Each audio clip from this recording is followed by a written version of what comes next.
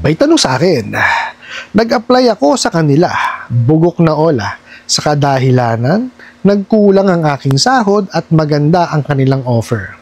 Sa una, hindi mo makikita na yung amount na yon ay may sobrang laking kaltas at hindi mo na ito maaaring i-cancel. Kaya wala akong nagawa kundi tanggapin ito. 9,500 ang binayaran ko, pero 6,900 lang po ang na-receive ko. Pero binayaran ko ng buo ang 9,500. After ilang araw, nagulat ako dahil approved na daw ulit loan na worth 15K. Nag-auto-disburse po sila kahit hindi po ako nag-loan sa kanila. Gusto ko pong ibalik ang pera nila kaso gusto nila ay buo na ang bayaran ko at sobrang pananakot at panghaharas ang inaabot ko. Pati sa trabaho ko ay dinadamay nila sa pagkakalat ng peking warrant. Sana matulungan ako. Alright, napakagandang mensahe po nito, pero bago natin sasagutin, imbitahan ko muna sana kayo na pakisuportahan po sana aking mga social media accounts sa YouTube, Facebook, and TikTok. Nakita niyo? Pero sahang pagpapautang yan eh. Mali ho yan. Okay? Ano ho yan? Meron ho tayong batas, no, na nakakasakop dyan. Dito sa video natin, i-discuss po natin yan. Pero bago ho yan, disclaimer po muna. Hindi po ako abogado, ako po'y maniningil. Lahat po ng sinasabi natin sa ating mga video is based on my experience at syempre po, sa ating pong pagsasaliksik at pagtatanong sa mga kaibigan po nating abogado. At isa pa po, hindi ko po kinukonsente ang hindi pagbabayad ng utang dahil ang utang ay responsibilidad at obligasyon na dapat po nating bayaran. Ang hindi po ako pabor ay doon sa maling pamamaraan ng pautang at maling pamamaraan ng paniningil. Nakita niyo ho, kawalang yan niya mga yan. Di ba? Natugunan nyo na yung una nilang unang panluloko nila eh. Nabayaran nyo na eh. Pinwersa na naman kayo ngayon. Grabe yung mga yan. Pwersahang pagpapautang which is mali eh. No, himayin ho natin yung pinadala yung mensahe. So sabi nyo nga, nanghiram kayo sa bugok na atabusadong online lending apps kasi nagkulang yung sahod nyo, no? Tapos po, maganda yung offer. Tapos, ito pa. Sa una, hindi mo makikita yung yung malalaking kaltas, tapos hindi mo na may kakancel. Ito, dun muna tayo, ha? So, well, hindi ko kayo ginajudge kasi lahat naman ho ng tao, dumadaan sa kagipitan. Talagang minsan, kulang yung sinasahod. Kaya nagre-resort tayo sa panghiram. Unfortunately, nakahiram kayo sa mga bugok at abusadong online lending apps na hindi dinidisclose yung hinahihiram. Nanloloko Di po ba? Ito gawain yan. Maganda talaga offer niyan. Talagang offeran kayo langit at lupa. Kaya lang, pagka po di-disburse na, anak ng kamote, 50% na lang po makukuha ninyo. Lokohan to talaga. Talagang masakit sa ulo yung mangyayaring transaction. Di po ba? Kayo na rin po ang nagsabi. Ayan nga, di ba? Maganda yung offer, pero may malaking kaltas. So ngayon, sabi nyo nga, binayaran nyo yung 9,500, although 6,900 lang po. Di ba? Yung inyong nakuha. So, finulfill nyo po yung inyong obligasyon. Kaya lang, eto, after po ng ilang araw, okay, na-approve kayo sa 15,000 at auto-disburse, ng kamote. Yan na ho ang masakit. Diba?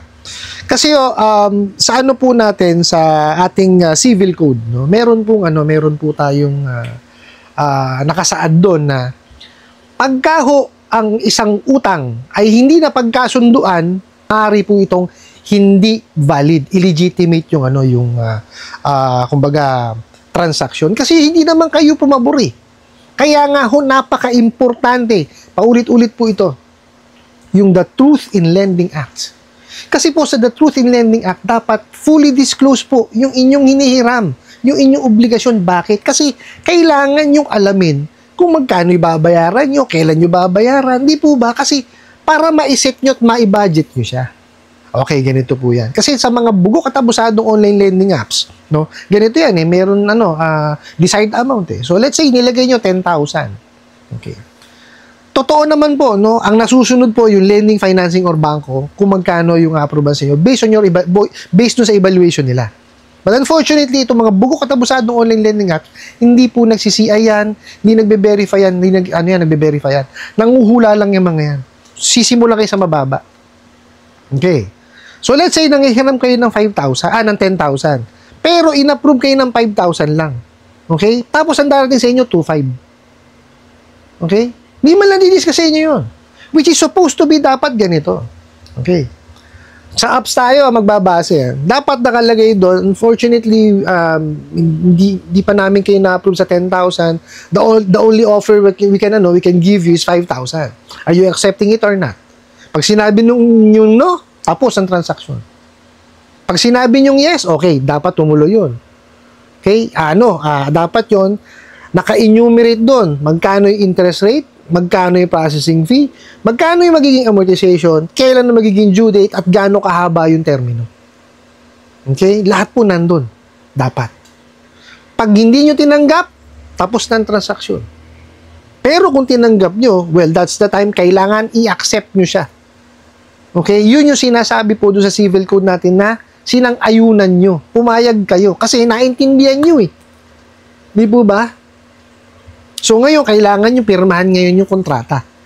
Paano nyo pipirmahan ng kontrata? 3 klase ho yan. Digital, tsaka po electronic. Tinatanggap na po yan dahil nga meron tayo e-commerce law or yung physical na way ng pagpipirma. Okay po? Yun po yung pagsang-ayon na tinatawag po sa natin. Yung sinasabi po sa civil code natin. Na hindi nila ginawa. Di po ba? Sa unan nyo pa lang loan eh. Hindi na nasunod kasi nagulat kayo biglang 9,500. Di po ba? So, ibig sabihin, hindi nyo alam. Kaya lang, ang kagandahan doon, nabayaran nyo siya. Tinigil nyo na ron eh. Kaya lang ito na naman, itong mga bugok na to. Ayan. Di ba?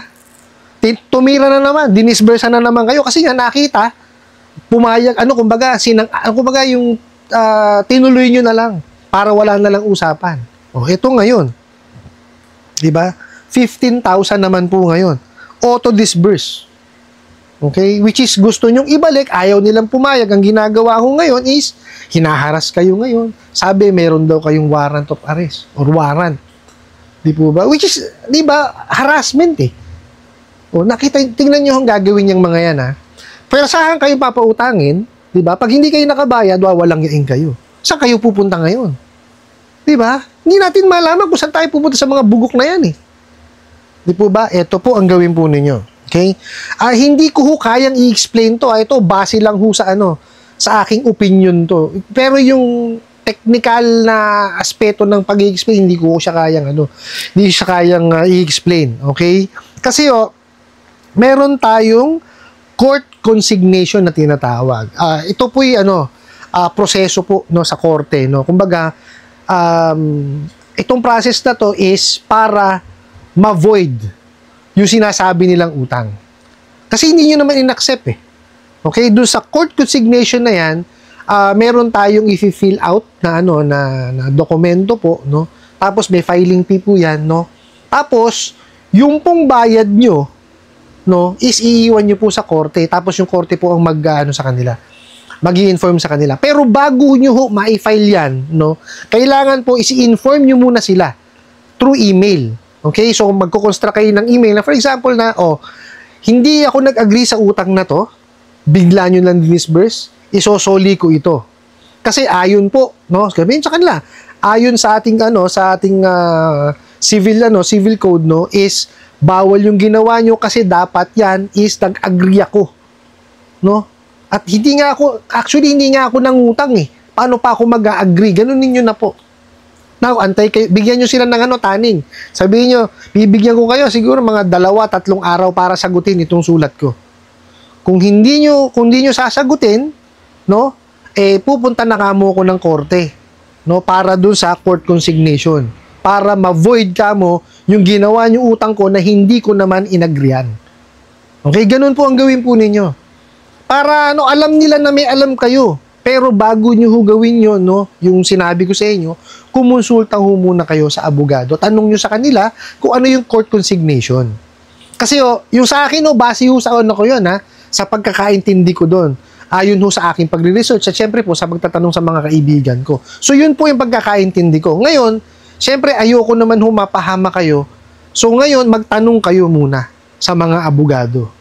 Okay? Kung meron hong abogado yung kumpanya po ninyo, tanungin nyo po. No, tanungin nyo ano ba yung court consignation. No, maaari mo bang gawin yun? No? Kasi, iba ho yung, siyempre, pagkakaintindi ko na ordinaryong mamamayan o yung ordinaryong tao, iba ho ang ano ng ano dyan, ng mga abogado, siyempre. 40 nila yan eh. No, ayoko hong magbigay ng false information dito. Kaya hindi ko ho siya ginawang technical eh. Sinabi ko sa inyo kung ano yung pagkakaintindi ko. Okay po? Kasi ho, ayoko naman na kumbaga, tanggapin nyo na lang yung utang tapos babayaran. Kasi mamimihasa yung mga bugok na yan eh. Biruin nyo, tatanggapin nyo yan, di ba? Kasi nga, ayaw nilang tanggapin, nababalik nyo sa kanila na kung magkano lang yung natanggap nyo. Gusto nila buo talaga na kung magkano yung sasabihin nilang di ba, kasama interest. Which is hindi tama eh. Di ba? Maliwanag po, no, sa batas natin na pag hindi kayo nag-agree, hindi legitimate yung utang eh. Di ba? Kaya nga may kontrata kailangan pirmahan eh. O di po ba? O bakit ganun? Ito kasi mga bugo at abusadong online lending apps, ang hilig sa ganyan, sapilitan, puwersahan. Tapos pag hindi ka nakabayad, ayan, walang yaing ka pa, wala kang puntahan eh. Di ba? Yung unang parte ng pagpapautang nila, pawalang yan sa dulo o doon sa pagpapaniningil, pawalang ya pa rin. O di ba? So hindi talaga marunong magpautang. Di ba? Mali yung pamamaraan. Di po ba? Kaya ako, pagka nalampasan nyo ho ito, ang payo ko lang ho, pag nalampasan nyo ho ito, wag nyo na ho talaga silang anuhin.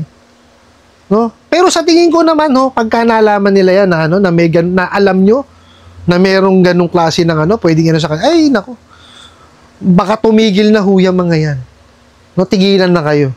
Baka pumayag na lang, hindi na kayo pumunta ng korte, pumayag na lang sila na isoli nyo sa kanila. Pero, ang importante po doon, sa kanila manggagaling, kung saan nyo ipapadala. Pero mas sure yan kung doon sa repayment instruction. Di ba? Merong merong reference number, doon nyo ho ipadala. Kasi yun ho yung ID nyo mismo eh. So, yun yung legit nyo na ID na ma-identify nila na sa inyo galing yung yung pagre-refund nyo sa kanila nung pera na yon. No, so I hope lang po na naintindihan ng content. Kung medyo malabo, tanong na lang po yung mga kakilala niyo pong abogado or kung sa PAW po, tanong kayo para mas maliwanag po. No, kasi yung binigay ko sa inyo is based po sa aking pagkakaintindi. I hope nasagot ko po itong katanungan na to at sana po'y makatulong. Maraming salamat po sa inyong walang sawang pagsuporta at panonood sa aking mga video. Maraming salamat po sa inyong pag-like, pag-share, pag-comment at pagtatanong. And kunin ko na rin po itong opportunity na to na imbitahan po sana kayo. Papakisuportahan po sana ang aking mga social media accounts sa YouTube, Facebook, and TikTok. Hanggang sa muli po. Yun lang.